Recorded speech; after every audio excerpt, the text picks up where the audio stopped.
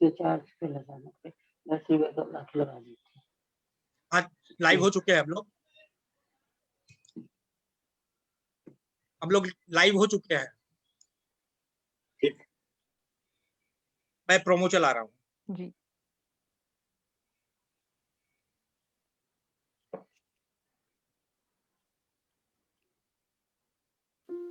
नमस्कारम, वणक्कम, आदाब, सत श्री अकाल। जैसा कि आप सभी को मालूम है कि अखिल भारतीय सर्वभाषा संस्कृति समन्वय समिति विश्व स्तर की एक प्रतिष्ठित साहित्यिक संस्था है, जिसके की 5,500 सम्मानित सदस्य हैं और भारत देश में ही नहीं विश्व के तमाम देशों के साहित्यकार इससे जुड़े हुए हैं। डबल प्लैटिनम जुबली मना चुकी इस संस्था को लाइक करने वालों का आंकड़ा भी 6 लाख को पार कर गया है। वैज्ञानिक, राज्यपाल, विश्वविद्यालय के कुलपति, संगीतकार, पत्रकार, संत, ज्योतिषी, शायर, कवि, गृह सचिव और न जाने कितने कितने महत्वपूर्ण लोग इसके पटल पर आ चुके हैं और अंतर्राष्ट्रीय स्तर के चिंतक, विचारक, कवि, प्रज्ञान पुरुष पंडित सुरेश नीरव इस गौरवशाली संस्था के राष्ट्रीय अध्यक्ष हैं।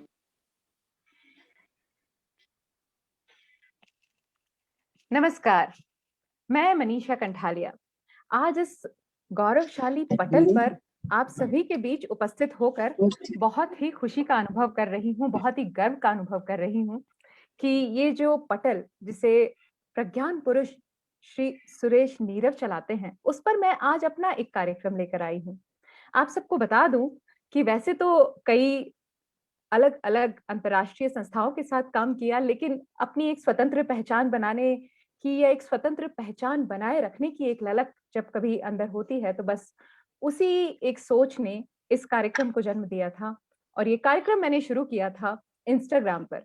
जी हाँ, इंस्टाग्राम पर हर शुक्रवार मैं लेकर आती हूँ ये कार्यक्रम, बोल दो ना जरा।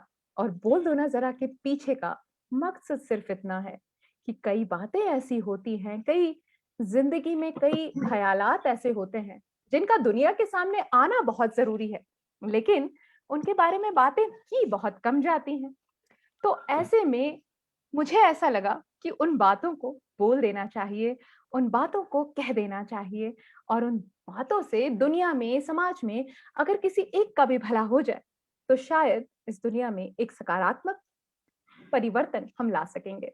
बस इसी सोच को लेकर मैंने ये कार्यक्रम शुरू किया है जिसका नाम है बोल दो ना जरा, दिल के राज खोल दो ना जरा। और इस कार्यक्रम के तहत जब मैंने पंडित सुरेश नीरज जी से बात की, उन्होंने सहर्ष अनुमति भी दे दी, परंतु कुछ टेक्निकल इश्यूज इस तरह के आए कि इंस्टाग्राम पर हम इस कार्यक्रम को कर नहीं पाए। तब उन्होंने आगे से मुझसे कहा कि आप ये कार्यक्रम इस पटल पर क्यों नहीं कर लेती, और मुझे इस बात की बहुत खुशी है कि सर ने मुझे ये मौका दिया कि मैं आपके पटल पर आकर अपना कार्यक्रम प्रस्तुत कर सकूं। इसके लिए मैं आपकी बहुत बहुत आभारी भी हूं। और जो आप बात आज करने जा रहे हैं, वो बात मेरे ख्याल से बहुत जरूरी भी है और हम सबको अब समझ लेनी चाहिए, क्योंकि हम इन दो चीजों को हमेशा अलग करके रखते हैं, आध्यात्म को और विज्ञान को। जहां हम बात करते हैं वैज्ञानिक आविष्कारों की, वहां हम भगवान की बातें नहीं करते। लेकिन ऐसा कैसे संभव है कि जीवन के ये दो तत्व दोनों इतने जरूरी होकर भी अलग अलग हैं? चलिए इसी बारे में हम बात करते हैं हमारे प्रज्ञान पुरुष सुरेश नीरव जी से। और पहला प्रश्न मैं उनके सामने यही रखना चाहती हूँ कि आपने जब पढ़ाई की, आप विज्ञान के विद्यार्थी थे, तो जब विज्ञान की प्रति आपका रुझान रहा, विज्ञान के प्रति लगाव रहा, तो आध्यात्म से जुड़ाव कैसे हो गया आपका? जी मनीषा जी, बहुत एक ऐसा आपने प्रश्न पूछा है जिसमें अधिकांश लोग थोड़ा सा कंफ्यूज रहते हैं। उनका मानना ये है कि विज्ञान और अध्यात्म दो अलग अलग चीजें हैं। तो मैं स्पष्ट करना चाहूंगा कि विज्ञान और अध्यात्म दो अलग चीजें नहीं है, बल्कि ये एक ही सिक्के के दो पहलू हैं। हम उसे नहीं देख पाते। जैसे हम कह सकते हैं कि मिसाल के तौर पर एक फूल है, हम फूल को देखते हैं, ये विज्ञान है। और ज्यादा गहरे गए, हमने उसके सेपल्स, उसके पेटल्स, उसका कोरोला, उसकी ओवरी, उसका पोलन ग्रेन्स, ये सब देखे, ये विज्ञान है। लेकिन उसमें जो खुशबू है वो अध्यात्म है। तो फूल को और खुशबू को आप अलग नहीं कर सकते। तो फूल की संरचना देखना विज्ञान है और फूल में जो खुशबू है वो अध्यात्म है। ये ठीक वैसे ही है जैसे एक पक्षी है, उसके दो पंख होते हैं। दो पंखों के बिना पक्षी उड़ नहीं सकता, तो उसका एक पंख विज्ञान है और दूसरा अध्यात्म है। आइंस्टीन ने बहुत अच्छी बात कही थी इसमें कि विज्ञान के बिना अध्यात्म लंगड़ा है और अध्यात्म के बिना विज्ञान अंधा है। आंख और नाक, आंख और पैर दोनों चाहिए। अगर हम इसी बात को और डिफाइन करें तो, क्योंकि मैं साइंस का विद्यार्थी हूँ और एस्ट्रोलॉजी और इन सब चीजों को भी मैं पढ़ता हूँ, तो एक बात मैं बताऊं कि जहाँ उन्होंने कहा कि विज्ञान पैर है और अध्यात्म आंख है, तो इससे एक बात देख लीजिए कि आंख जो है वो हमारे सिर पे होती है, हमारे हेड पोर्शन में है, और जो पैर हैं वो नीचे के पोर्शन में है। तो पैर हमारे गति का प्रतीक है, तो विज्ञान प्रगति देता है, और अध्यात्म हेड है तो वो हमें विचार देता है। तो एक्शन लेस थिंकिंग बहुत हार्मफुल है और थिंकिंग लेस एक्शन भी बहुत हार्मफुल है। तो एक्शन और थिंकिंग के बीच जो एक डायनामिक इक्विलिब्रियम बनता है उसको हम कहते हैं विज्ञान अध्यात्म, साइंटिफिक स्पिरिचुअलिज्म। हम दोनों चीजों को अलग अलग नहीं मानते, और आज हम जिस दौर में जी रहे हैं वहां तय हो गया है कि विज्ञान और अध्यात्म दो अलग अलग सत्ताएं नहीं है, बल्कि एक ही सिक्के के दो पहलू हैं। हम चित्त देख ले या पट देख ले, लेकिन सिक्का दोनों तरफ एक ना एक चीज रखता है। तो विज्ञान और अध्यात्म एक ही सिक्के के दो पहलू हैं, ऐसा मेरा मानना है। जी, कहीं ना कहीं आपकी बातों से मैं भी सहमत हूँ, क्योंकि जब आप ये बात कह रहे थे तो जहन में ये आया कि जो वैज्ञानिक आविष्कार करते हैं वो आविष्कार सोच से ही जन्म लेते हैं, और सोच गहराई में तब पहुंचती है जब हम आध्यात्म से जुड़ जाते हैं। तो ये तो मैंने सिर्फ आपकी बात सुनकर ऐसा सोचा। आपके विचार से इन दोनों में संबंध क्या और कितना गहरा हो सकता है? कहाँ तक हम जाएं? इनकी तह कितनी मजबूत, जड़ें कितनी मजबूत है आपस में इनकी जोड़ की? जी, मैं आपको ये कहना चाहूंगा कि विज्ञान और अध्यात्म दो अलग सत्ताएं नहीं हैं, जैसा कि मैंने आपसे पहले कहा। और अध्यात्म एक सकारात्मक विज्ञान है। मैं अध्यात्म को सकारात्मक विज्ञान कहता हूं, जो कि एक अदृश्य चेतना जो है वो उसका नियमन और नियंत्रण करती है। हम विज्ञान को पदार्थ तक देखते हैं, पदार्थ विज्ञान तक है, लेकिन पदार्थ के अतिरिक्त जो पदार्थ के नेपथ्य के उस पार जो अस्तित्व है वो अध्यात्म है। इसको ठीक हम ऐसे समझ सकते हैं जैसे एक व्यक्ति कहता है कि मैं हूं, मैं हूं तो ठीक है, मैं हूं, मेरे पास एक कार है, मेरे पास एक बंगला है, मेरे पास बैंक बैलेंस है, मेरे पास मेरी डिग्री है, तो तमाम सारी चीजें कहता है, और ये सारी चीजें उसके पास हैं। इन सारी चीजों का जो संचयन है, उसकी क्वालिफिकेशन, उसकी टैलेंट, ये सब विज्ञान के अंतर्गत आ सकती है, क्योंकि ये पदार्थ से जुड़ी हुई चीजें हैं। लेकिन अब मैं अगर ये बात कहना शुरू करूं कि ठीक है, ये आपका मकान है, ये बात तो सही है, लेकिन आप मकान तो नहीं है ना। मकान आपका है लेकिन आप मकान नहीं है। तो चलिए ऐसा करते हैं, हम ग्रेजुअली इसको डिफ्यूज करते हैं, डिसेंट्रलाइज करते हैं, हम इसका डिइंटीग्रेशन करते हैं, इसके एक एक सब्सटेंस को थोड़ा अलग हटाते हैं। मकान आपका है, मकान आप नहीं है, चलिए मकान को अलग कर देते हैं। कार आपकी है लेकिन आप कार नहीं है, कार को भी अलग कर देते हैं। आपके बच्चे हैं लेकिन आप बच्चे नहीं है, उनको भी अलग करिए, संतान को भी, अपने मिसेज को भी अलग कीजिए। आप प्रॉपर्टी आपके पास है लेकिन आप प्रॉपर्टी नहीं है, इसको भी माइनस कीजिए। धीरे धीरे आप देखेंगे कि आपने जो बहुत सारी चीजें संचयित कर ली है, एक जो कॉम्पैक्ट बना रखा है आपने, एक पैकेज बना रखा है, उसमें जब सारी चीजों को भी हम निकालते चले गए तो भी ये उत्तर नहीं मिल रहा कि आप क्या है। सारी चीजें निकाल दी। तो जब ये प्रश्न आता है कि ये भी मैं नहीं हूँ, ये भी मैं नहीं हूँ, ये भी मैं नहीं हूँ, न कार हूँ, न बैंक बैलेंस हूँ, न क्वालिफिकेशन हूँ, तो उसके बाद फिर मैं कहाँ है? तो इस मैं को रेखांकित करना, इस अस्तित्व को जानना ही अध्यात्म है। मैं ये कह सकता हूं कि जो अध्यात्म है ये हमारे चेतना की मिठास है जो कि करुणा से संचालित होती है। अगर हम आध्यात्मिक हैं तो एक बात और है कि अध्यात्म का मतलब सिर्फ ये नहीं है कि हम ईश्वर को मानते हैं, यही नहीं। ये बहुत ही बकवास प्रश्न है। लोग जो है इससे आस्तिक और नास्तिक को जोड़ते हैं। अध्यात्म का आस्तिक होना या नास्तिक होना कोई भी मतलब नहीं रखता, क्योंकि उसका उससे कोई मतलब ही नहीं है। अध्यात्म को अगर आप डिफाइन करें, ये अध्यात्म शब्द जो है इसको अगर तोड़ें, इसको जो है डिसेंट्रलाइज करें, तो ये शब्द बनता है अध्यात्म, यानी आत्मा से अधीन होना। जब हम अपनी ही आत्मा से, अपने ही स्व से अधीन हो, जब हम स्वाधीन हो, जब हम स्वस्थ हों, तब हम आध्यात्मिक होते हैं। यानी हम अपनी आत्मा के अधीन जब होते हैं, तो उस चेतना से जो कि दिखाई नहीं देती लेकिन है, उससे अधीन होना अध्यात्म है।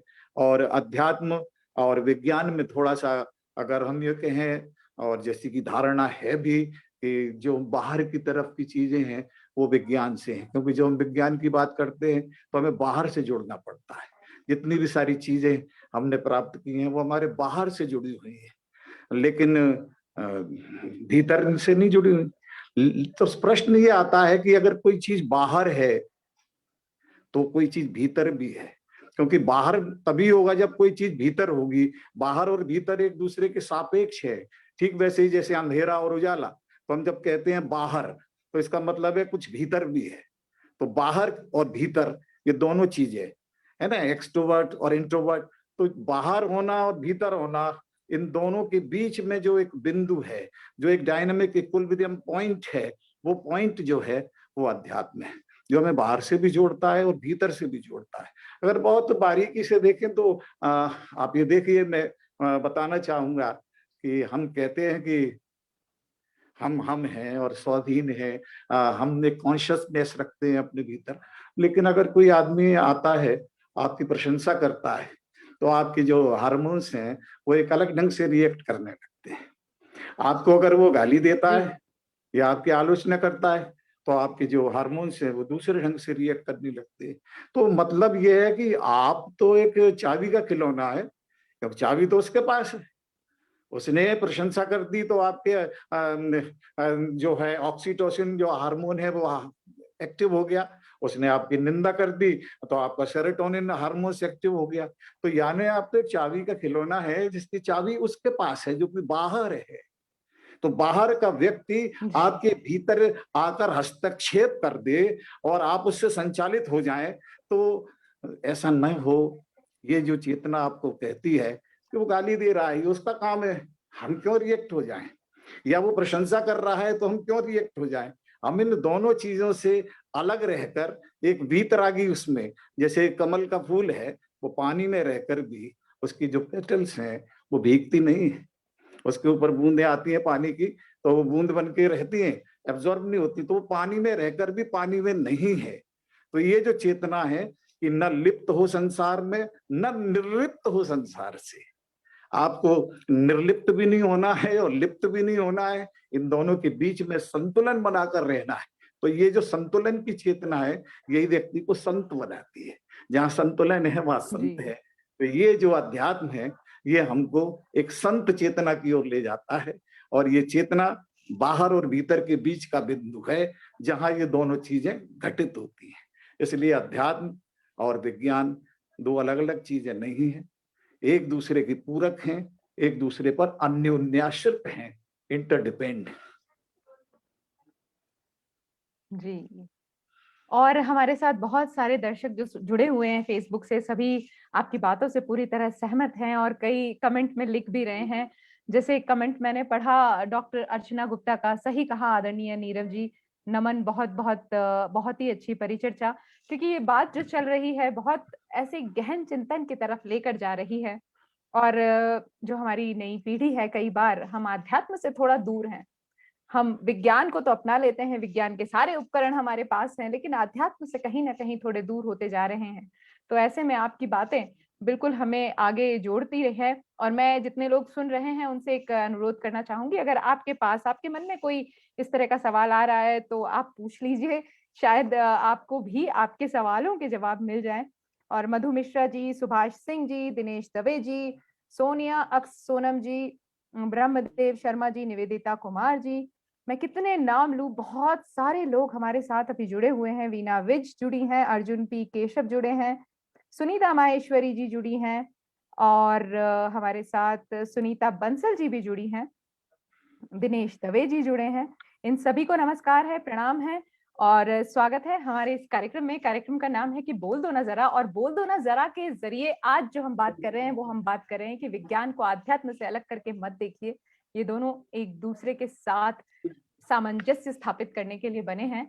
और जब सर इतनी बात कर ही रहे हैं तो सर से एक चीज और पूछना चाहती हूँ कि जब ये प्रकृति जो है उसमें आध्यात्म और विज्ञान, प्रकृति के बीच इन तीनों का तालमेल कुछ बनता है क्या, या प्रकृति सिर्फ और सिर्फ वैज्ञानिक आधार पर है, या उसका कोई आध्यात्मिक आधार भी है, या विज्ञान और आध्यात्म मिलकर इस पूरी प्रकृति का संचरण करते हैं और इस पूरी प्रकृति का निर्माण करते हैं?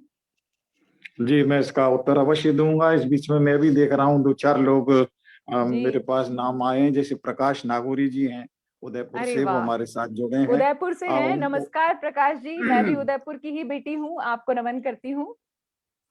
ओम प्रकाश अज्ञात जी बहुत हमारे सीनियर पोइट हैं, वो हमारे साथ जुड़ गए हैं। जी। रामवरण ओझा जी ग्वालियर से जुड़े हुए हैं।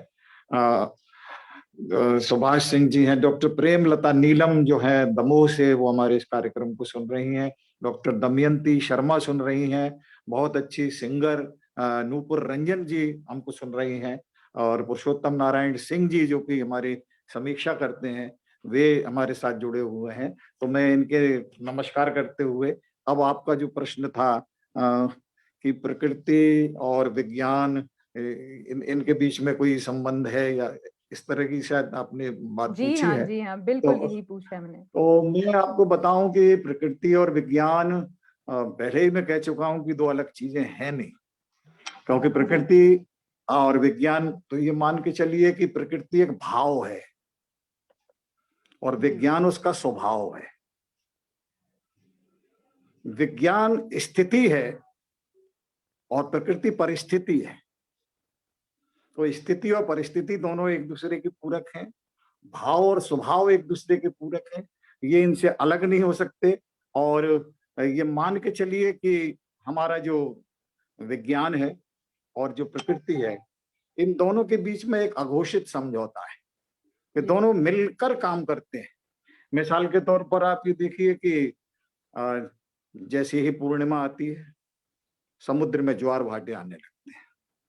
आप देखते हैं कि कितना, या और चलिए कि ये एक ऐसा प्रश्न है कि जो प्रकृति है फिर हमारे ऊपर या जीव जंतुओं पर उस पर प्रभाव डालती है या नहीं, क्योंकि हम जो भी एक प्रयोगशाला है, तमाम सारे रसायन, तमाम सारे एंजाइम्स, तमाम सारे हार्मोन्स ये हमारे भीतर हैं। तो हम एक जीवंत प्रयोगशाला है और एक प्रयोगशाला बाहर है।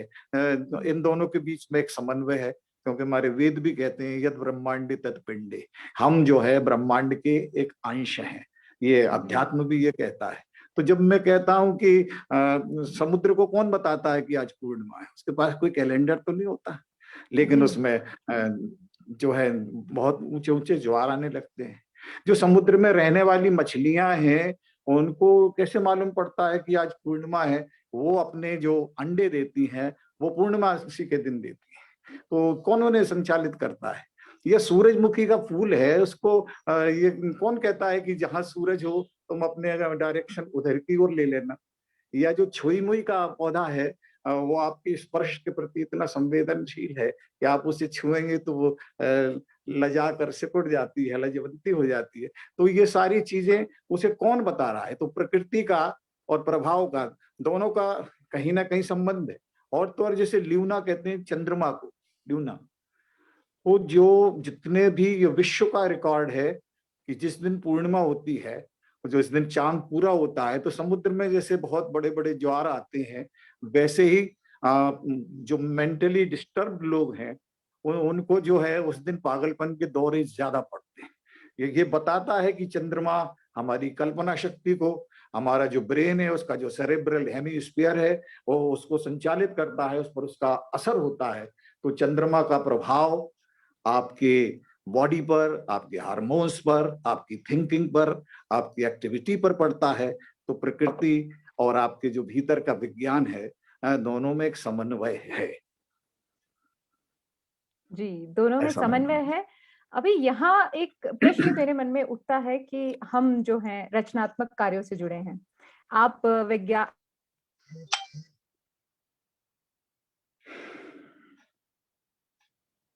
मैंने भी पढ़ा है, लेकिन हमको कहीं कोई शक्ति थी शायद, इसलिए उसने हमें रचनात्मक कार्यों की तरफ जोड़ लिया। आपने लिखना शुरू किया, हमने लिखना शुरू किया, और क्या इस सब का भी किसी विज्ञान और आध्यात्म से कोई संबंध है कि कौन चुना जाएगा इन रचनात्मक कार्यों के लिए? क्योंकि हम तो जब कहते हैं कि माँ सरस्वती का वरदान है, हम लिख रहे हैं, क्या इसमें विज्ञान का भी कोई योगदान है? देखिए, दो चीजें हैं।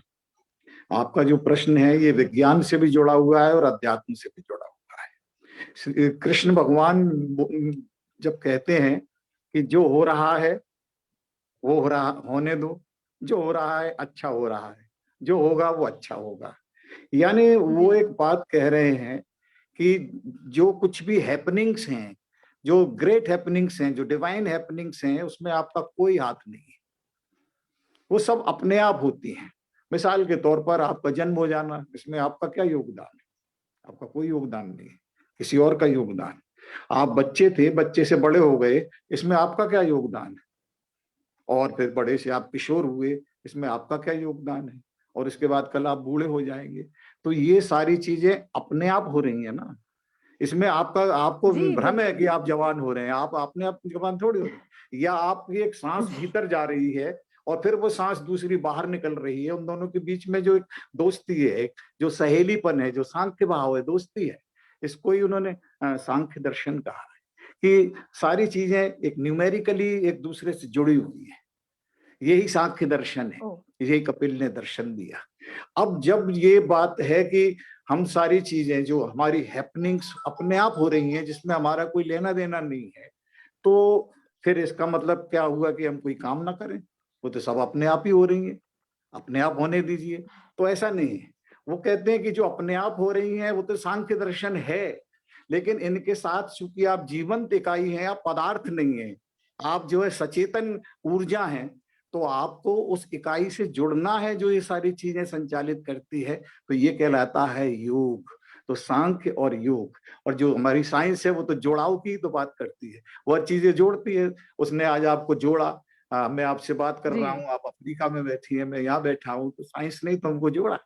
या आपको चित्र में देख रहा हूं तो आपकी छवि मेरे पास आ रही है, मेरी आवाज आप तक आ रही है, तो हमको साइंस जोड़ रही है, सारी कम्युनिकेशन साइंस जोड़ रही है। तो ये जोड़ना योग है।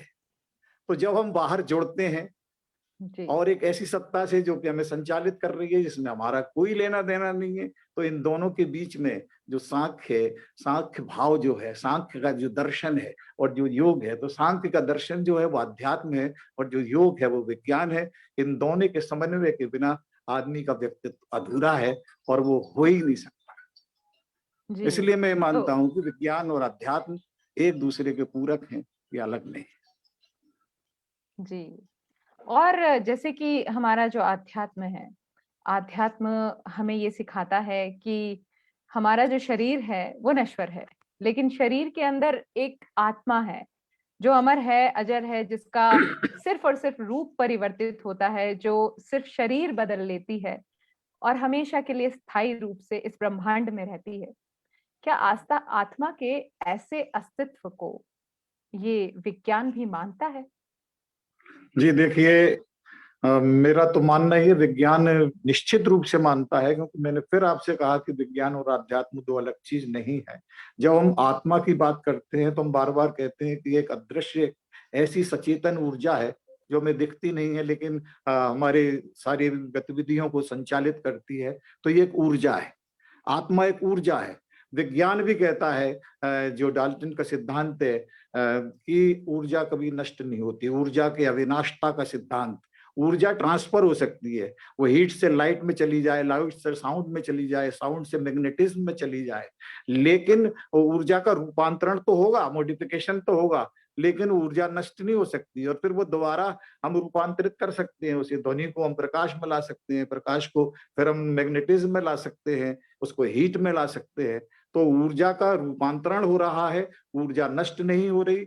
और बहुत ज्यादा साधारण ढंग से हम कहते हैं, हमने कागज लिया, कागज को जलाया तो कागज कार्बन बन गया, लेकिन कागज नष्ट नहीं हुआ, उसका रूपांतरण हो गया, वो कागज से कार्बन बन गया। और ज्यादा करेंगे तो ऐश बन जाएगी, तो लेकिन वो नष्ट कहाँ हुआ। तो ये जो अविनाशता का सिद्धांत है, ये हमको अध्यात्म ने दिया और विज्ञान तो इसको मानते ही। तो ये जो चेतना है कि ऊर्जा की अविनाशता का सिद्धांत, और जो अगर आपने जो आत्मा की बात कही है, तो आत्मा कोई वेग यूनिट नहीं है, कोई ऐसी बात नहीं कह दी गई। हम कहते हैं पंचभूत के तत्वों से मिली हुई है कि काई है। तो आप बताइए, लाइट कभी नष्ट होती है क्या? जो पंचभूत के तत्व है, अग्नि, जल, वायु, प्रकाश, इसमें कौन सी चीज है जो नष्ट होती है? इनको आप नष्ट जबरदस्ती करने की कोशिश करें तब भी ये नष्ट नहीं होंगी, क्योंकि ये प्रकृति में रहेंगी। और हमने जो कर्जा लिया है उनसे ही हमने अपने आप को बनाया है, हमारा तो उसमें कुछ भी नहीं है, सारी चीजें तो वहां है। तो जब हम डिस्पर्स होते हैं, जब इस प्लेनेट से जाते हैं, इस पृथ्वी से विदा होते हैं, तो जो चीजें हमने उधार ली थी वो वापस कर देते हैं। तो नष्ट कौन सी चीज हुई? और आत्मा का जो कॉम्पैक्ट एक पैकेज बना था, वो इन पंचभूत के तत्वों से बना था। वो जहां से आए थे फिर वहीं चले गए, तो ऊर्जा का रूपांतरण हुआ, लेकिन ऊर्जा नष्ट नहीं हुई। और यही आत्मा है, नैनम छिन्दन्ति शस्त्राणि, नैनम दहति पावका, न चैनम क्लेदयन्ति आपो, न शोषयति मारुता। तो जो बात कृष्ण कह रहे हैं वही बात आइंस्टीन कह रहे हैं, वही बात रमन कह रहे हैं। तो विज्ञान में और अध्यात्म में एक बहुत अच्छा संवाद है।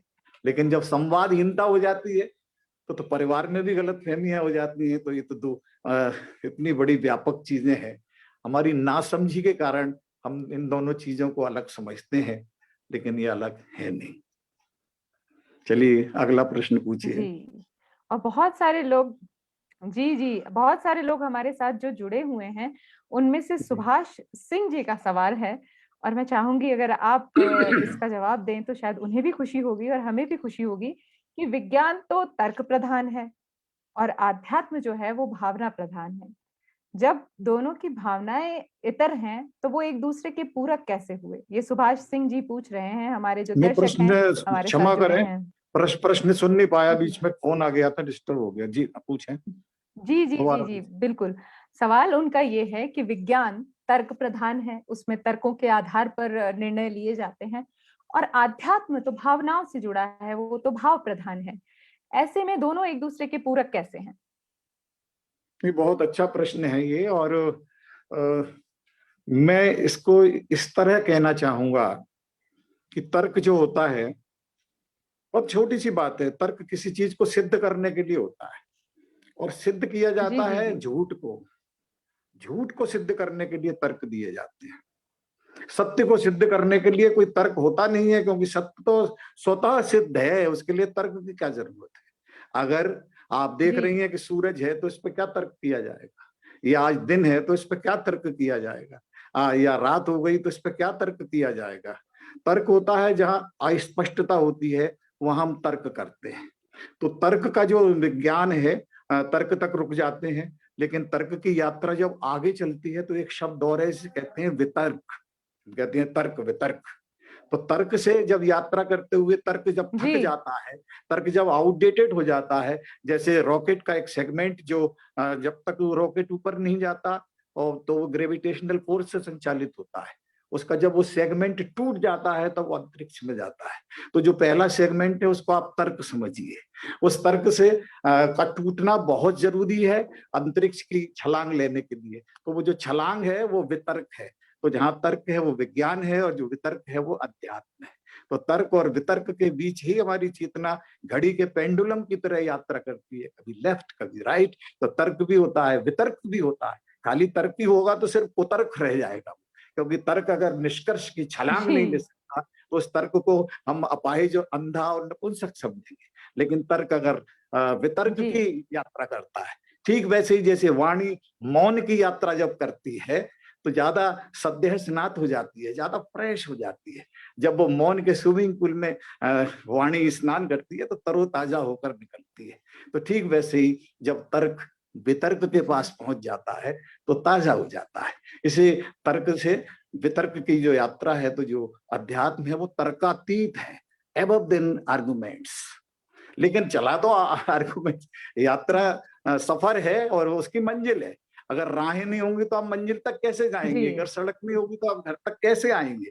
तो ये जो तर्क है ये तो रास्ते हैं, लेकिन जिस मंजिल पे पहुंचाते हैं वो तो फिर वितर्क है, वहां तो सिर्फ मौन है। तो विज्ञान और अध्यात्म, तर्क और वितर्क दो घड़ी के पेंडुलम के ओसिलेशन है, दोलन। जी जी हाँ, बिल्कुल आपने सही कहा कि जी मेरे ख्याल से सुभाष जी भी आपकी बात से अब सहमत होंगे और समझ गए होंगे, अगर वो जो पूछ रहे थे उनके सवाल का सही जवाब मिल गया होगा। क्योंकि हाँ, विज्ञान तर्क करता है और जवाब उससे आध्यात्म से मिलता है और वो वितर्क हो गया, और तब जाके हम ये चीज कर लेते हैं। तो अब कुछ चीजें ऐसी होती है जो हमारा आध्यात्म तो मानता है, क्या उन चीजों को विज्ञान भी मानता है? जैसे हमारे आध्यात्म में हम कई बार बात करते हैं, आध्यात्मिक होकर हम बात करते हैं कि कई लोगों को पिछले जन्म की चीजें, पिछले जन्म की बातें याद आती हैं। उस चीज को आध्यात्म तो मानता है, क्या विज्ञान भी उस बात को मानता है? और अगर मानता है तो उसका आधार क्या मानता है विज्ञान? जी देखिए, बहुत अच्छा आपने प्रश्न पूछा और ये इसका उत्तर देने में मुझे भी थोड़ा सा अच्छा लगेगा कि पुनर्जन्म या पिछले जन्म की बातें। तो मैं एक प्रश्न का उत्तर एक प्रति प्रश्न से ही देता हूँ। मैं प्रश्न का उत्तर एक प्रति प्रश्न से देता हूँ। मैं प्रश्न ही पूछता हूँ कि आप अफ्रीका में रह रही हैं, हो सकता है 25 साल रह लें, 30 साल रह लें, 40 साल रह लें, हो सकता है 3 जनरेशन रह लें, लेकिन आपका बच्चा अफ्रीकन नहीं होगा। नहीं होगा। ठीक है ना? या कोई यूरोपियन आके अफ्रीका में रहने लगे तो उसका बच्चा अफ्रीकन नहीं होगा। अफ्रीका का आदमी यूरोप में जाके रहने लगे, जर्मनी में रह ले, लंदन में रह ले, नीदरलैंड में रह ले, हॉलैंड में रह ले, उसका बच्चा तो वही होगा जो अफ्रीकन है। तो ये जो जनरेशन की याददाश्त है जो 5000 10,000 वर्ष से चल रही है कि साहब डीएनए को मालूम है कि चाहे मेरा जन्म कहीं भी हो जाए लेकिन मैं अफ्रीकन हूं तो मैं अफ्रीकन ही बच्चा होगा, या मैं यूरोपियन हूं तो यूरोपियन ही होगा। तो ये जो याददाश्त है ये आपकी डीएनए में है, और जो याददाश्त 5000 वर्ष से चली आ रही है और आने वाले और हो सकता है 5000 वर्ष तक चले, क्योंकि ये याददाश्त आपके ब्रेन की याददाश्त नहीं है जिनको अभी डिमेंशिया से, एल्जाइमर से प्रभावित हो, ये डीएनए की याददाश्त है। तो याददाश्त जो डीएनए में दर्ज है, जो हजारों वर्ष की यात्रा करने के बाद भी सुरक्षित रहती है, तो अगर एक जन्म से दूसरे जन्म तक आने में, डीएनए के ट्रांसफर होने में अगर उससे कुछ चीजें याद रह जाती हैं तो इसमें आश्चर्य की कोई बात नहीं है। ये एक साइंटिफिक फैक्ट है, क्योंकि वो याददाश्त उसके डीएनए में शामिल है और डीएनए की याददाश्त हजारों वर्ष तक चलती है। डीएनए अपनी विस्मृति में कभी नहीं जाता, उसे हर चीज याद रहती है। अगर गाय का बच्चा है तो उसे पैदा होते ही रमाना है, उसका एक वोकल कॉर्ड सेट है, एक म्यूजिक उसका सेट है। मुर्गी का बच्चा है, उसका एक सेट है, तो डीएनए से म्यूजिक निकलता है, उसका जो है सॉफ्टवेयर में सब चीजें हैं। उन्हें कोई सिखाता तो नहीं है। मछली के बच्चे को तैरना कौन सिखाता है? तो ये याददाश्त है कि हमको तैरना आता है। तो जो याददाश्त हमारे डीएनए में है, जो हजारों वर्ष तक की यात्रा करने के बाद भी जिसका क्षरण नहीं होता, तो अगर किसी को एक पिछले जन्म की कोई बात याद रह जाए तो इसमें आश्चर्य की कोई बात नहीं है। और ये कोई अध्यात्म का नहीं, ये तो बड़ा वैज्ञानिक प्रश्न है और इसका उत्तर शायद मैंने वैज्ञानिक ढंग से दिया भी है। ठीक है सर, अगर आप ऐसा कहते हैं तो ऐसा क्यों होता है कि अधिकतर लोग भूल जाते हैं? कुछ ही लोगों के साथ ऐसा क्यों होता है फिर? देखिए, भूलता क्या चीज है? जो चीज उसने अर्जित की है। फिर प्रश्न वो आया कि जो चीज आपने अर्जित की है वो खो सकती है, क्योंकि वो आपने कमाई है। कुछ चीजें आपको गिफ्ट में मिली हैं, जो आपने अर्जित नहीं की है, वो तो आपको बाई बर्थ मिल गई, आपके जीन्स में है, आपकी जेनेटिक्स में है, आपकी अनुवांशिकी में। लेकिन कुछ चीजें आपने याद की, मान लीजिए आपने केमिस्ट्री के बहुत सारे फार्मूले याद कर लिए और ऐसा कुछ हुआ, आपका न्यूरोलॉजिकल डिस्टरबेंस हो गया, आप उसे भूल गए। तो जो चीज आपने पाई है वो खोई भी जा सकती है, लेकिन जो चीज आपको बिना प्रयासों के स्वतः मिली है वो कभी खत्म नहीं हो सकती। तो जो स्मृति है जी वो स्मृति विस्मृति कभी हो सकती है। और यूट्यूब पे आपने ये प्रश्न पूछा है तो आपका नाम मनीषा है, मैं इसी से डिफाइन कर देता हूँ आपके इस प्रश्न का उत्तर ये जी है। हो सकता जी है आपने इसे न सोचा हो कि ये जो मनीषा है ये क्या है। यही आपकी स्मृति और विस्मृति की बात करते हैं कि जो मनीषा है, ये हमारी जो कॉन्शियसनेस है, ये 3 भागों में बटी है। एक है मति, जो हम प्रेजेंट टेंस में रहते हैं, कहते सबको सम्मति दे भगवान, यानी प्रेजेंट टेंस में ही जी चाहिए ना मति। तो ये जो वर्तमान काल जी का जो खंड है आपकी स्मृति का, वो मति है। जो भूतकाल में चला गया वो स्मृति है, और जो भविष्य का है वो प्रज्ञा है। तो मति, स्मृति और प्रज्ञा, इन तीनों को मिलाने के बाद जो चेतना बोध उत्पन्न होता है उसे मनीषा कहते हैं। तो जब ये मनीषा है तो ये 3 चीजें आपने अर्जित की, इसमें से विस्मृत भी हो गई क्योंकि चली गई, कुछ चीजें आपको याद भी रही, और कुछ चीजें ऐसी भी हैं जो आपने न याद की हैं न भूली हैं, और जो भविष्य में होने वाली हैं उसका भी आपको पूर्वाभास हो जाता है। तो ये सारी 3 चेतना जब मिल जाती है तो उस चेतना बोध को मनीषा कहा जाता है। तो जब हम किसी चीज को लर्न करते हैं, जब हम किसी चीज को अर्न करते हैं, तो वो चीज हम भूल भी सकते हैं, क्योंकि लर्निंग नॉलेज नहीं है। हम बहुत सारी किताबें पढ़ रहे हैं जिसमें हम रोज आत्मा की बात पढ़ते जी हैं, सदा सत्य बोलो पढ़ते हैं, अच्छे रास्तों पर चलो ये पढ़ते हैं, लेकिन ये चीजें आपके डीएनए में नहीं गई, वरना वो आदमी बेईमानी क्यों करे। जी तमाम चीजें पढ़ने के बाद जी ये लर्निंग तो एक सतही है जो कि आपके एक हेमिस्फीयर की एपिडर्मल फेस तक रहती है, ये एंडोडर्मल तक जाती ही नहीं है। क्योंकि जिस दिन आपके ये बोध हो जाए कि मृत्यु है या दुख है, तो फिर सिद्धार्थ गौतम बुद्ध हो जाता है। जब इस चेतना को इतना घनीभूत पीड़ा, जी पंत जी ने जिसे कहा है, तो जब कंडेंस होकर सेंटिमेंट्स आते हैं तो परिवर्तन होता है, और वो जो परिवर्तन होता है वो आपकी उस चेतना से होता है जो अदृश्य चेतना है, वो आपके आत्मा का तत्व है, और वही अध्यात्म है। जी तो अभी जैसे ही आपने बात कर ही दी अदृश्य की, तो मेरा सवाल अगला वही था आपसे कि अदृश्य को हमारा अध्यात्म तो मानता है, क्योंकि हम उस ईश्वर की पूजा करते हैं, उस ईश्वर की प्रार्थना करते हैं, उसकी स्तुति करते हैं जिसे हम देख नहीं पाते। लेकिन क्या विज्ञान भी उस अदृश्य के अस्तित्व को मान लेता है? अगर विज्ञान अदृश्य के अस्तित्व को न माने तो सारे आविष्कार ही बंद हो जाएंगे। जिज्ञासा अज्ञात की जी झांकने की ललक है, जो चीज हमको ज्ञात नहीं है, जो हमें नहीं दिख रही है, लेकिन वो है। विज्ञान इस बात को मानता है, तभी तो वो खोज करता है। अब वो मान लीजिए आप चलिए कोविड-19 पूरा विश्व को मालूम है, लेकिन क्या आप उस कोविड को देख रही हैं? आपको कहीं दिखाई दे रहा है क्या कोरोना? लेकिन आप उसके अस्तित्व को जी महसूस कहीं कर नहीं। रहे हैं। और विज्ञान ने बताया कि आपको जी कोरोना है। तो या और चलिए मैं आपको बताऊं कि विज्ञान और अध्यात्म दोनों में ही, तो पहली बात तो यह है कि हमारे जितने भी ऋषि हुए हैं वो केवल दाढ़ी मूंछ बढ़ा के बैठ गए, गैर वस्त्र पहन के, वृक्षाला लगा के, वे उस प्रकार के औसत संत नहीं है, साधु नहीं है। उनको ऋषि की उपाधि दी गई है, और ऋषि सिर्फ 7 हुए हैं हमारे यहाँ, सप्त ऋषि। और ये 7 ऋषि जी वैज्ञानिक थे। जब कोई संत, जब कोई आध्यात्मिक चेतना से लैस व्यक्ति वैज्ञानिक दृष्टि रखने लगता है तो उसको हम ऋषि कहते हैं। इन ऋषियों ने विज्ञान की खोजें की, जैसे सोलर एक्लिप्स की जो बात की वो ऋषि अत्रि ने की। अणु और परमाणु की बात कणाद ऋषि ने की, कण की खोज उसने करके बताई। तो ये जो हमारे ऋषि रहे हैं, तो आपके उस प्रश्न पे आ रहा हूं कि अदृश्य को वो मानता है या नहीं। तो वशिष्ठ जो है हमारे यहाँ सबसे सुपीरियर ऋषि माने गए हैं, पहले ऋषि, और माने जा सबसे ज्यादा मेधावी उन्हें माना गया।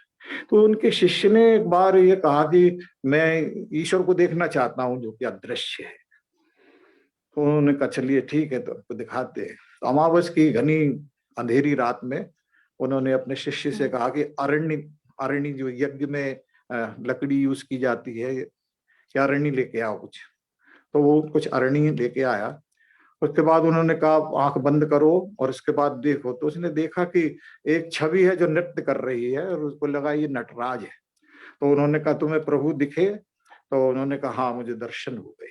अब प्रश्न ये आता है कि एक साइंटिफिक लॉजिक प्रश्न ये है कि आकृति बनने के लिए, शेडो बनने के लिए लाइट बहुत जरूरी है।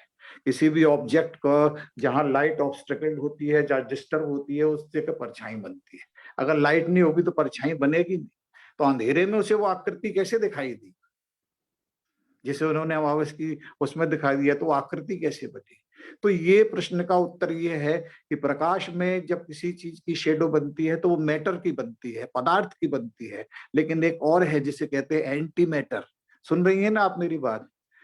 तो जो एंटी मैटर है, जो दिखाई नहीं देता लेकिन है, उस एंटी मैटर को वशिष्ठ ने दिखाया। आज जो हमारे मिराज बन रहे हैं, जो मिग विमान बन रहे हैं, जो दिखाई नहीं देते, रेडार पे भी उनका वो नहीं आता, लेकिन वो हैं, वो एंटी मैटर से बन रहे हैं। आज की जो हमारी साइंस है वो ये बता रही है कि मैटर से भी ज्यादा एडवांस स्टेज जो है वो एंटी मैटर की है।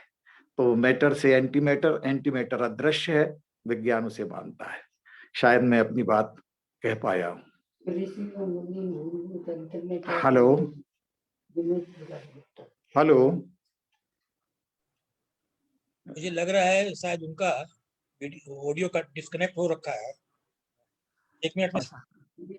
इन्होंने पूछा है विनोद प्रकाश गुप्ता ने, ऋषि व मुनि में मूलभूत अंतर क्या है? हाँ चलिए आप चलने दीजिए कुछ प्रश्न तब तक, जो और लोगों के आ रहे हैं मैं उनको उत्तर दे देता हूँ। सुरेश जी। हाँ जी, चल रहा है। हाँ चल रहे। मेरी तरफ से पूछिए कि रोज सभी अतिथियों का सम्मान करना, पुष्ट लगाना, ये सब आमंत्रित पटल पर करना, आप दोनों में सभी का व्यक्तिगत स्वागत है।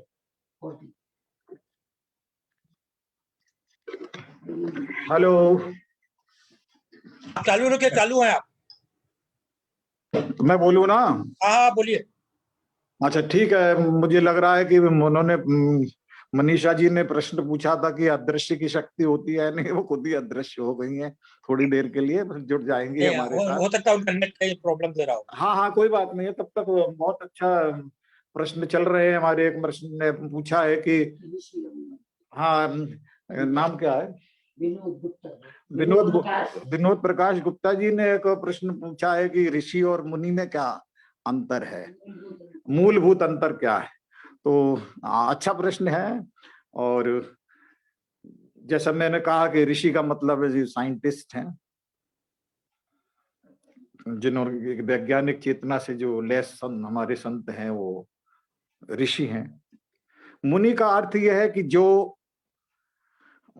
मौन को साध ले। वो आ चुकी है। ठीक है जी, थोड़ा मैं माफी चाहूंगी, हम बात विज्ञान की कर रहे हैं, लेकिन विज्ञान के आविष्कार जितना भी हमें आगे ले जाएं, कभी कभी कुछ तकलीफें आ ही जाती हैं, और उन तकलीफों के साथ ही हमें विज्ञान के इस आविष्कार को धन्यवाद भी देना चाहिए, क्योंकि आज उसी की वजह से हम साथ में हैं, लेकिन इस व्यवधान को भी स्वीकार कर लेना चाहिए। तो सर, इस बीच जो भी आपने कहा हो मुझे उसका सार समझा दीजिए, तो हम आगे अगला प्रश्न करें आपसे। अब तो मुझे भी ध्यान नहीं है मैंने क्या बोला, क्योंकि मैं होमवर्क तो करता नहीं हूँ, स्पॉन्टेनियस बोलता हूँ मैं। चलिए कोई बात नहीं।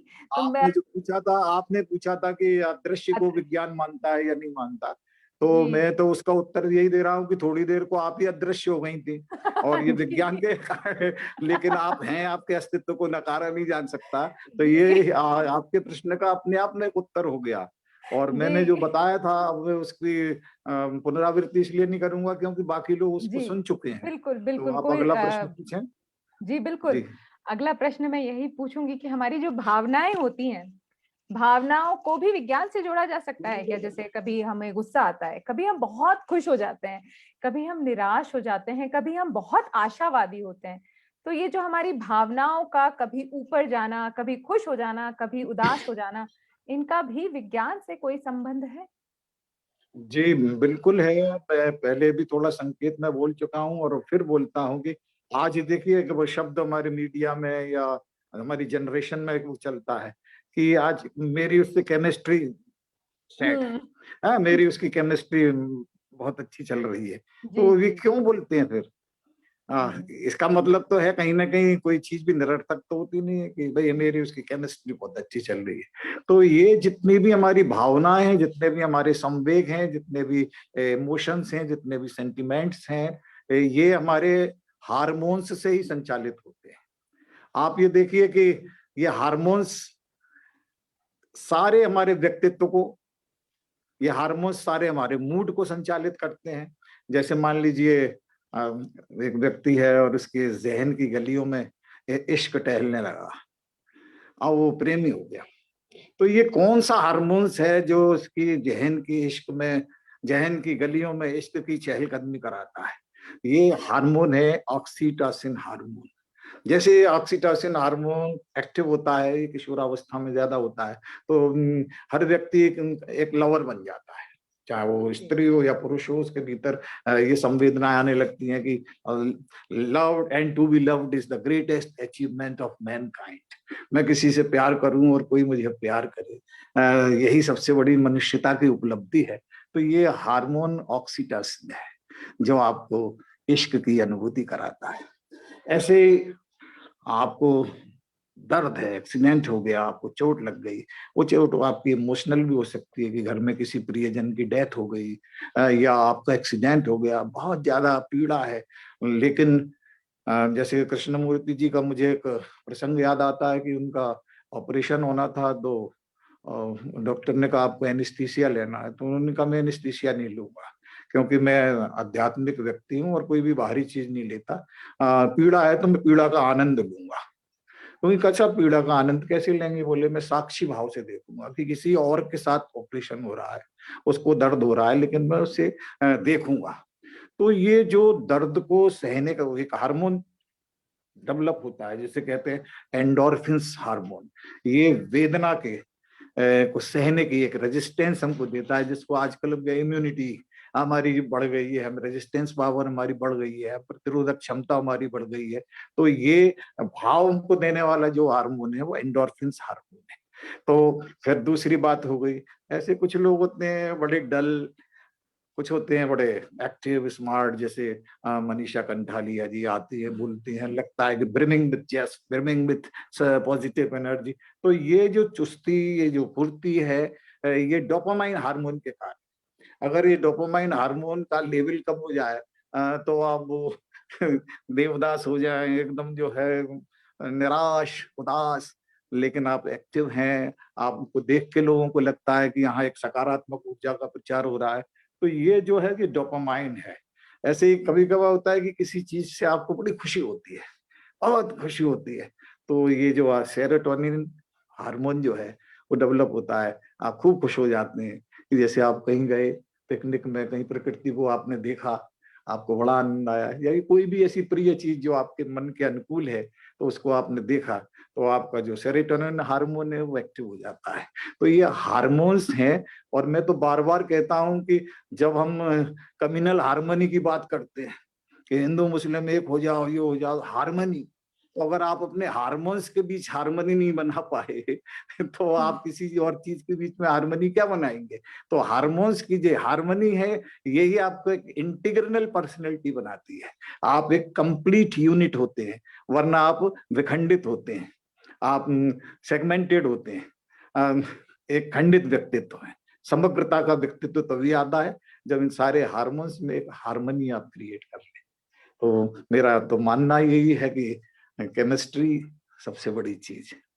जी, ये आज आपने ना सिर्फ और सिर्फ आध्यात्म और विज्ञान की नहीं, हम सभी को जीने की एक सही राह भी दिखा दी है इसी के साथ साथ, कि हमें अपने जीवन में, आपने हार्मोन्स के जरिए ये बात कही, लेकिन हाँ, बात यही है कि अगर हम अपनी भावनाओं को अपने नियंत्रण में कर लेंगे, तो इसे सरल भाषा में ऐसा ही कहा जाएगा, तो हम अपने जीवन में बहुत कुछ, एक बहुत ही सुंदर वातावरण निर्मित कर सकते हैं।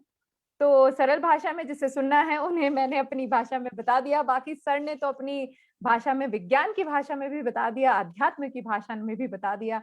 अब आपको जो भाषा समझ में आती है उसमें समझ लीजिए और जीवन का ये दर्शन और सार आज सर से सीख लीजिए।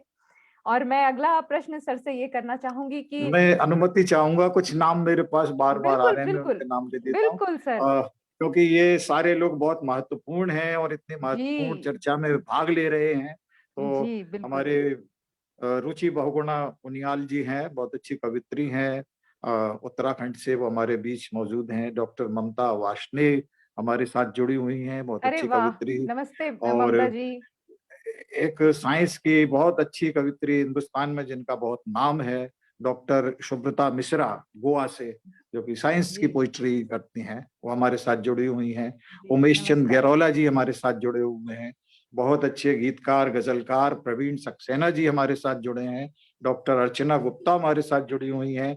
बेंगलुरु से ज्ञानचंद मर्मक जी बहुत अच्छे गीतकार साहित्यकार हमारे साथ जुड़े हुए हैं।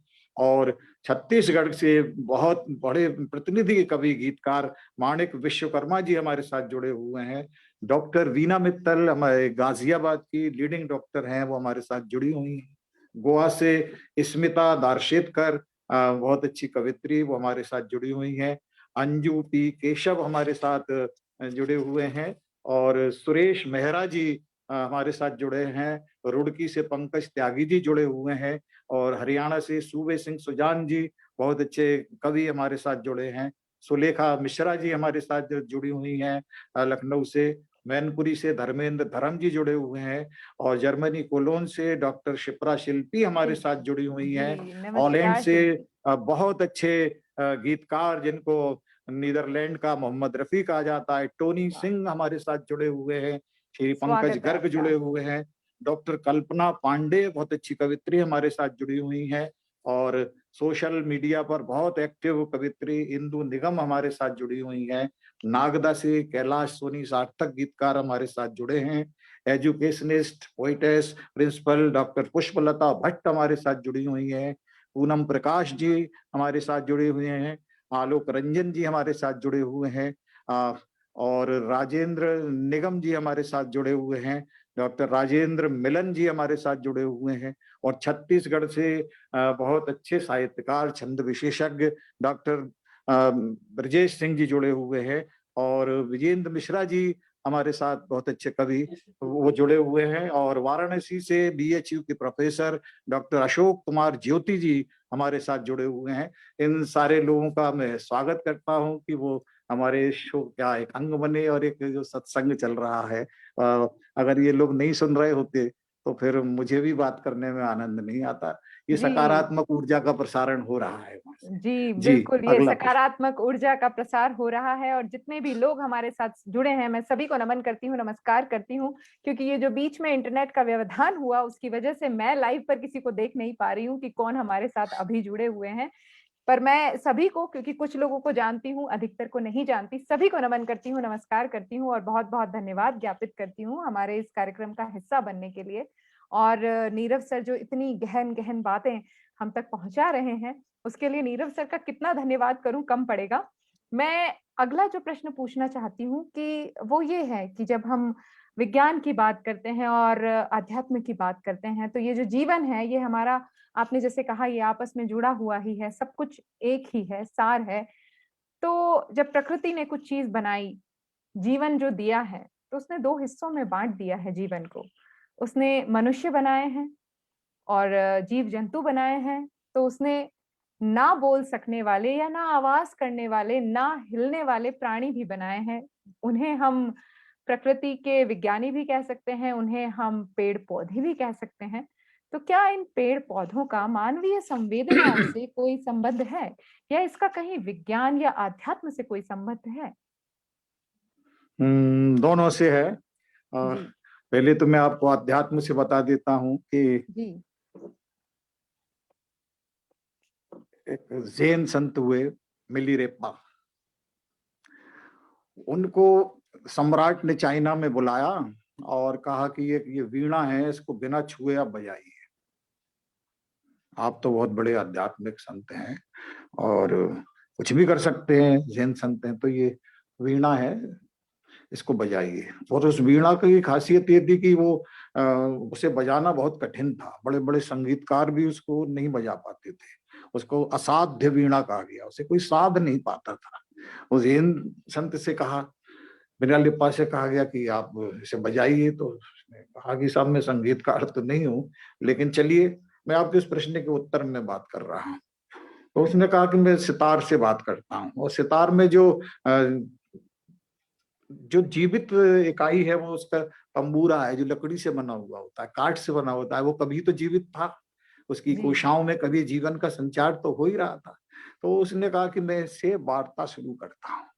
तो उसने कहा कि मैं आज जिसे काठ के रूप में देख रहा हूँ, कल ये बीज था, बीज से फिर पौधा बना, पौधे से वृक्ष बना, वृक्ष बना तो गांव की शान बना। इसमें इतने फल आते थे कि बच्चे पत्थर मार मार के तोड़ते थे और फल खाते थे, बच्चों के आकर्षण का केंद्र था। इनकी शाखाओं पर पशु पक्षी बैठते थे, उनका ये आशियाना था। पशु पक्षी इसमें आके कलरव करते थे, उनकी संगीत की एकेडमी थे। तुम पेड़ से, उस काठ से वो बात कर रहे हैं। तुम्हारे पेड़ के नीचे बैठ के किसान दंपति पसीना पोंछते हुए तुम्हारी छांव में बैठ के खाना खाते थे। तुम्हारी शीतल छांव में बैठ के प्रेमी प्रेम का कितना प्यार भरी बातें करते थे। तो तुम केवल एक पेड़ नहीं थे, तुम एक पूरा संसार थे। तुम आज फिर जागृत हो जाओ, तुम एक फिर दोबारा पेड़ बन जाओ। हम तुम्हें काठ नहीं, एक पेड़ के रूप में देखना चाहते हैं। तो ऋषि के इस संवाद को सुनकर उस लकड़ी की जो मृत कोशिकाएं थी, उनमें जीवन संचार हुआ। उनकी कोशिकाओं का जो साइटोप्लाज्म था, प्रोटोप्लाज्म था, उसमें क्लोरोफिल आ गई, उसके जाइलम फ्लोम में एक जागृति आ गई। वो पेड़ बनने लगा, वो काठ पेड़ बनने लगा, और उसकी झंकृति से तार हिलने लगे, तार बज गए। विरह स्पर्श किए हुए मिली लेपा ने असाध्य वीणा को बजा दिया। तो ये संवाद था। पौधे तो जीवित हैं। हमारे जगदीश चंद्र बोस कहते हैं, जो वनस्पति शास्त्री हैं, कि पेड़ पौधे मनुष्य की संवेदनाओं को समझते हैं। जब आप उनसे प्यार से मिलने जाते हैं, उन पर पानी डालते हैं, तो उनकी मुद्राएं बहुत पॉजिटिव मूड की होती हैं, उनसे भी सकारात्मक ऊर्जा निकलती है। जब आप किसी पौधे को खुश होकर देखते हैं, तो आपकी खुशी की रेडिएशंस वहां भी जाती हैं, जिसको वो रिफ्लेक्ट करके आपको दे देते हैं, आपको भी खुशी होती है। अगर आप खुश नहीं होंगे फूल को देख के, तो फूल भी खुश नहीं होगा। अगर आप उदास होंगे तो फूल भी उदास हो जाएगा। तो फूल से हमारा संवाद है, और इतना अधिक है कि हम वृक्षों को इसीलिए पूजते हैं। हम अपनी मनोकामना के लिए कलावा मानते हैं। हम वृक्ष से कहते हैं कि हमारी ये मनोकामना पूरी कर देना, क्योंकि हम वृक्ष को निर्जीव नहीं मानते। हम जानते हैं, हमारी भाषा को समझते हैं। हम कल्प वृक्ष की कल्पना करते हैं कि जिसके नीचे बैठ जाएंगे तो कुछ भी मांगेंगे हमें मिल जाएगा, तो यानी वरद हस्त उसका हमें मिले। तो हम पौधे को अपना पुरखा मानते हैं, अपना पूर्वज मानते हैं, अपनी फैमिली का सीनियर सिटीजन मानते हैं। हम उससे रोज बात करते हैं, बतियाते हैं। और अभी लेटेस्ट खोज तो ये हुई है कि एक सज्जन नागफनी कैक्टस, जिसके कांटे होते हैं, जी। उसने प्रयोग किया। रोज उस पे प्यार से हाथ फेरता था, रोज उसे म्यूजिक सुनाता था, रोज उससे बातचीत करता था। कहता है, तुमने अपने दामन में कितने कांटे समेट रखे हैं, क्या कभी ऐसा भी हो सकता है कि इसमें कोई फूल खिले? मैं चाहता हूं कि तुम में एक रूपांतरण हो, तुम्हारी पत्तियों के ये कांटे रूपांतरित हो और एक फूल बन जाए। मैं तुमसे रोज एक ही प्रार्थना करता हूँ ईश्वर से, कि अगर परमात्मा का थोड़ा सा भी अंश तुम्हारी कोशिकाओं में प्रवाहित हो जाए, तो तुम्हारी ये जो कांटे हैं ये फूल बन जाएंगे। और मेरी मनोकामना है इन कांटों को फूल होता हुआ देखने की। और आप अचरज करेंगे, आश्चर्य करेंगे कि उस नागफनी के पत्ते में जो कांटे थे, जो स्पाइंस थे उस कैक्टस लीफ में, वो फूल बन गए। विज्ञान में एक आश्चर्य हुआ। तो लोगों ने कहा कि म्यूजिक थेरेपी है। हम पेड़ पौधों को जब कांटों को रूपांतरित करके फूल बना सकते हैं, तो किसी उदास व्यक्ति को भी म्यूजिक से खुश कर सकते हैं। तो संगीत की भाषा है। जब कोयल कूकती है तो पेड़ पौधे भी लरजते हैं, लहराते हैं उसकी म्यूजिक के साथ। तो म्यूजिक को समझते हैं, पक्षी की आवाज को समझ रहे हैं। जब गीत गाती हैं महिलाएं, चाहे वो वट वृक्ष के नीचे बैठ के या आंवले के वृक्ष के नीचे बैठ के, हमारे तो कई त्योहार हैं, या जब झूला झूलती स्त्री कजरी के गीत गाती है, तो सावन में पेड़ भी तो आनंदित हो जाता है। प्रकृति की हर चीज आनंदित हो जाती है, क्योंकि आनंद एक ऐसी चीज है जो सत्य है।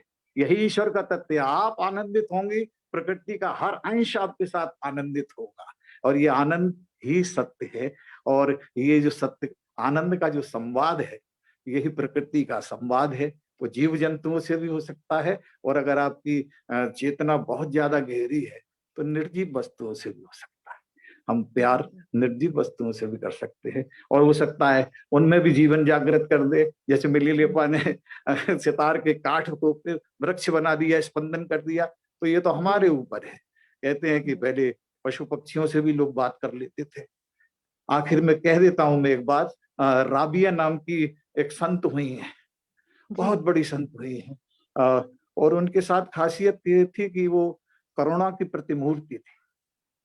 लोग करुणा को देखना है तो राबिया को देखने जाते थे लोग, कि राबिया कैसी है। राबिया जब अपने आंगन में बैठती थी तो फिर उसके सिर पे तोता बैठा हुआ है, उसके कंधे पर कबूतर बैठा हुआ है, उसके पाँव के पास आके गिलहरी कूद रही है, तमाम सारे पक्षी बैठे हुए हैं। वो उन सबसे बतियाती थी, उन सबसे बात करती थी। कहते नहीं उधर बैठ जाओ, तो वो उधर बैठ जाती थी। वो कहते अच्छा चलो कंधे से उतरो उधर। तो पशु पक्षी उसकी भाषा समझते थे और रोज ऐसे आ जाते थे फैमिली में। तो एक और वहां के बड़े संत थे तथाकथित, उन्होंने कहा तुम जादूगर नहीं हो, तुम पशु पक्षियों को ऐसे बुला लेती, मेरे पास तो कोई आता नहीं। तो उन्होंने कहा देखिए मेरे पास भाषा है, वो करुणा की भाषा है।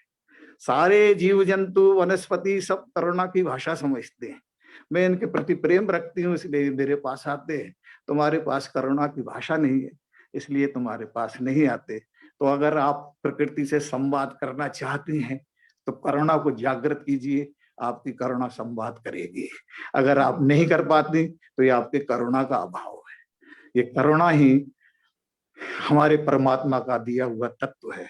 जब हम करुणामय होते हैं तो हमारी धमनी और शिराओं में परमात्मा प्रवाहित होता है। हम उन क्षणों में परमात्मा के नजदीक होते हैं, हम में एक देवत्व आ जाता है, हम खुद एक डिवाइन यूनिट हो जाते हैं और हम पेड़ पौधों से सबसे बात कर सकते हैं, जड़ से, चेतन से, पृथ्वी से, जल से, वायु से, अंतरिक्ष से, सबसे बात कर सकते हैं। जी, आपने बहुत अच्छी बात कही और आपकी बातें सुन के जब आप म्यूजिक थेरेपी की बात कर रहे थे तो मुझे एक और बात याद आई।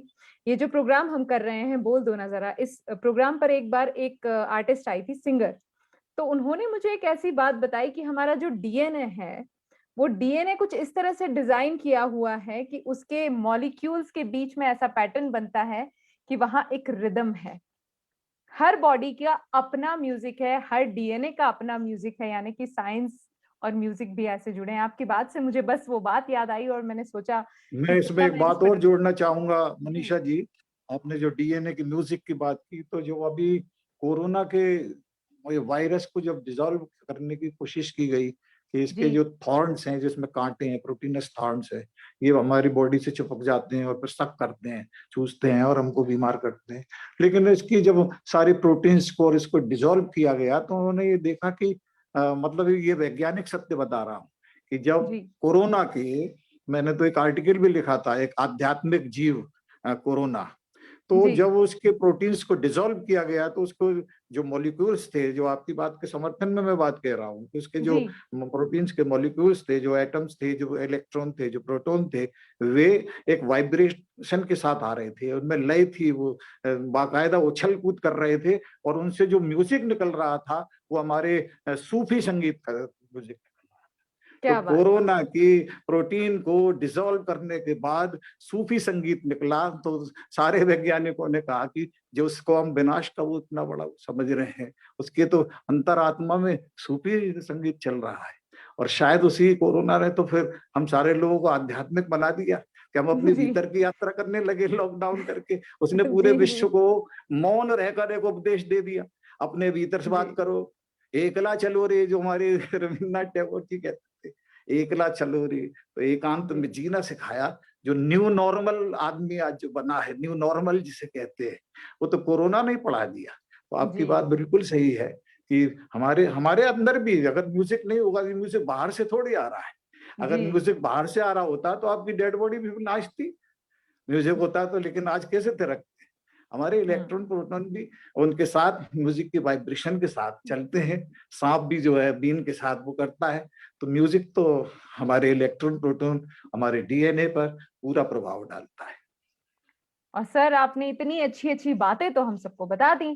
अब क्योंकि हमारा जो ये पटल है, ये पटल कवियों का पटल है, संगीतकारों का पटल है, सांस्कृतिक पटल है, और हम सभी जानते हैं कि आप कविताएं बहुत ही उम्दा लिखते हैं, बहुत सुंदर लिखते हैं। तो क्यों ना आज जब हम बात विज्ञान की कर रहे हैं और अध्यात्म की कर रहे हैं, तो एक ऐसी कविता अवश्य आप सुनाएं हमें, और उस कविता को सुनने के बाद हम इस कार्यक्रम से सबसे विदा लेना चाहेंगे। तो एक कविता आपकी विज्ञान पर। चलिए फिर मैं एक कविता सुना देता हूँ जो एनवायरनमेंट से जुड़ी हुई है। जी। क्योंकि मैंने कई बार कहा भी कि ये जो पर्यावरण है उसका जो व्याकरण है वो अध्यात्म ही है। इतनी देर से मैं बात भी कर रहा हूँ। और हमने जब प्रकृति से छेड़छाड़ की, और मैं कहना चाहता हूँ अपने सारे मित्र जो मेरे सुन रहे हैं, जहां जहां तक ये बात जा रही है, कि हम का टेम्परेचर अगर हमारी बॉडी का बढ़ जाए 98.4 से, अगर वो 100 हो जाता है तो हम बहुत परेशान हो जाते हैं कि हमको हरारत हो गई, फीवरिश। और अगर 1 या 2 हो गया, अरे फीवर फीवर, तो आपके बॉडी का टेम्परेचर बढ़ता है तो आप परेशान हो जाते हैं। लेकिन धरती का टेम्परेचर बढ़ता है तो आप बिल्कुल परेशान नहीं होते। ये संवादहीनता, जबकि आप उसी प्रकृति के अंग हैं। इस धरती ने ही आपको सब कुछ दिया है, आपका सारा नरिशमेंट, आपका खाना पीना, आपकी सोच, सब जिस पृथ्वी से संचालित हो रही है, जिस प्लेनेट पर आप हैं, उसके प्रति आप कितने संवेदनशील हैं। कि ग्लोबल वार्मिंग होती है, अब आपको कोई फर्क नहीं पड़ता। तो मैं इस पर एक रचना सुना देता हूँ। जी बिल्कुल, स्वागत है सर। कि आज की तरक्की के रंग ये सुहाने हैं, आज की तरक्की के रंग ये सुहाने हैं, डूबते जहाजों पर तैरते खजाने हैं, आज की तरक्की के रंग ये सुहाने हैं, डूबते जहाजों पर तैरते खजाने हैं, गलते हुए ग्लेशियर हैं, सूखते मुहाने हैं, गलते हुए ग्लेशियर हैं, सूखते मुहाने हैं, हाफती सी नदियों के लापता ठिकाने हैं, हाफती सी नदियों के लापता ठिकाने हैं। ओजोन कवच जो हमारी इंफ्रारेड रेज को रोकता है, कि टूटती ओजोन परतें रोज आसमानों में, टूटती ओजोन परतें रोज आसमानों में, आतिशों की बारिश है, प्यास के तराने हैं, आतिशों की बारिश है, प्यास के तराने हैं, घुलता आर्सेनिक है, आर्सेनिक संख्या वाटर प्रदूषण की बात है, घुलता आर्सेनिक है, अमोनिया है पानी में, घुलता आर्सेनिक है, अमोनिया है पानी में, पी के विष कुदरत के कर्ज सब चुकाने हैं, पी के विष कुदरत के कर्ज सब चुकाने हैं, कटते हुए जंगल के लापता परिंदों को, कटते हुए जंगल के लापता परिंदों को, आंसुओं की सूरत में दर्द गुनगुनाने हैं, आंसुओं की सूरत में दर्द गुनगुनाने हैं, आस्था सी शक्ति है पर्वतों के मलबों में, केदारनाथ या भी और इतने हुए, आस्था सी शक्ति है पर्वतों के मलबों में,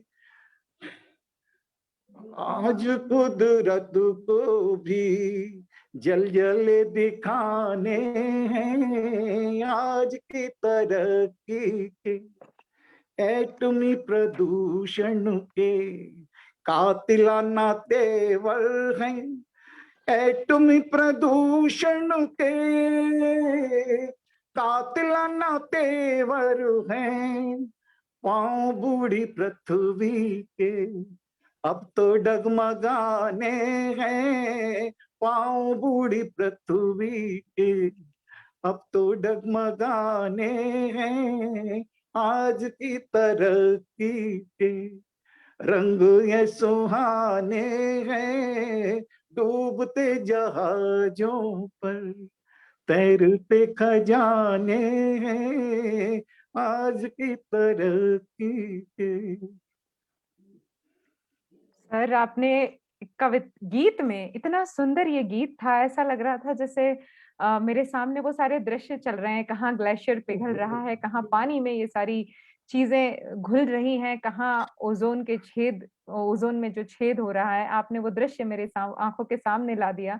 इतना खूबसूरत आपने ये गीत कहा है और वाकई ये बात दर्शाता है कि विज्ञान और आध्यात्म का संगम हो जाए तो इंसान भी इतना उज्जवल और इतना उच्च चरित्र का हो जाता है कि ऐसी रचना कर सकता है।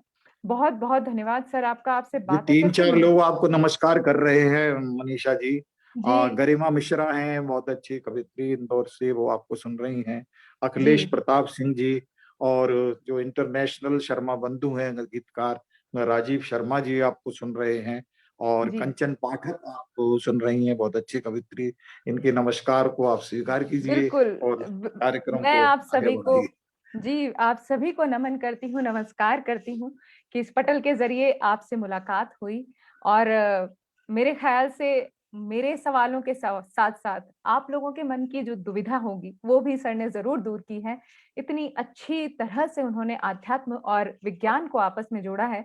मैं सिर्फ यहाँ आज जब सर ने मुझसे कहा, सर से मैंने पूछा सर आप कोई ऐसा विषय मुझे बताइए क्योंकि मैं ऐसे विषयों पर बात करना चाहती हूँ, तो सर ने मुझसे ये विषय जब कहा था तब से मेरे मन में एक बात और है, मैं जो सबसे कहना चाहती हूँ कि हम हिंदी भाषा की प्रगति के लिए बहुत काम कर रहे हैं, सभी बहुत काम कर रहे हैं, विश्व में बहुत उत्कृष्ट काम हो रहे हैं और साथ ही साथ हिंदी कविता का बहुत विकास हो रहा है, हिंदी लोग सीख भी बहुत रहे हैं।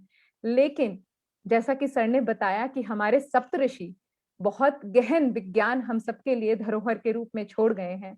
तो मैं सर से ही ये विनती करना चाहूंगी कि आप जिस जगह पर हैं अपनी बात आगे पहुंचाइए। मेरी ये बात अगर आपको लगती है सही तो आप जरूर इस बात को आगे पहुंचाइए और हमारी मैं इसमें ये आने कहना वाली चाहूंगा मनीषा जी कि मैं तो विज्ञान कवि सम्मेलन कर रहा हूँ, जी देश मैं भर में जानती हूँ अभियान बिल्कुल मैंने चला रखा है, और जी अच्छी बात यह है कि उसको बहुत स्वागत भी किया जा रहा है जी पूरे जी वो भारतवर्ष बहुत में। हाँ बहुत अच्छी बात है। पर मेरा अनुरोध ये है कि जो विद्यालयों में पढ़ाई होती है उसमें जो विज्ञान पढ़ाया जाता है उसे अगर हम अपनी भाषा में पढ़ाना शुरू कर दें तो बहुत अच्छा होगा। अगर ये कोशिश हमारी शुरू हो गई तो हम अपने उस विज्ञान तक शायद पहुंच जाएंगे जिस विज्ञान को हमारे सप्तऋषि हमारे लिए छोड़ गए हैं, क्योंकि अच्छी ये बात बात। आप ही कर सकते हैं क्योंकि आपने विज्ञान और आध्यात्म को इतनी गहनता से समझा है और आपके पटल के माध्यम से मैं ये बात सबके सामने रख रही हूँ। मैंने ऐसी कविता भी लिखी है जिसमें मैंने ये बात कही है कि हिंदी की ही नहीं, हिंदी की उन्नति, हिंदी की तरक्की तब संभव है जब हम अपनी भाषा में विज्ञान को पढ़ेंगे, विज्ञान को समझेंगे। ये बात मैंने कई बार सुनी है कि कला और विज्ञान ये दोनों विषय ऐसे हैं जो अपनी भाषा में सबसे ज्यादा अच्छे तरीके से व्यक्त किए जा सकते हैं।